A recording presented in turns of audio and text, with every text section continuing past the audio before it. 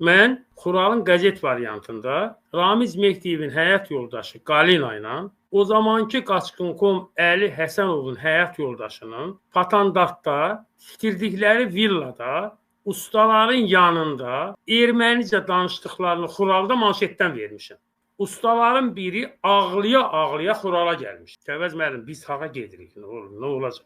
Və mən o zaman onu yazdım, üstünə getdim. Məlum oldu ki, həmin Qalina xanımın başçılığında Azərbaycanda vəzifəli məmurlarının, erməni arvadlarının, həyat yoldaşlarının birləşdiyi bir Hayastan təşkilatı var.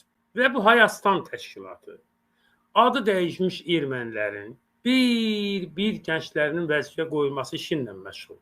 Əziz tamaşaçılar, bəlkə qulaqlarınıza biraz dəhşətli gələ bilər. Bəlkə bu sizi şoka sala bilər. Mən bunu Xural qəzetində yazmışam, manşetə vermişəm.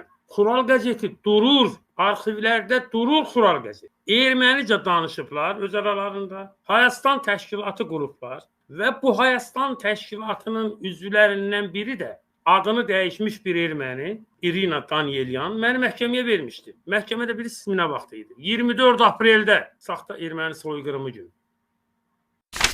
Gündəlik hadisələrdən xəbərdar olmaq üçün bizi izləyin. Söz altında yox, göz altıda qalın.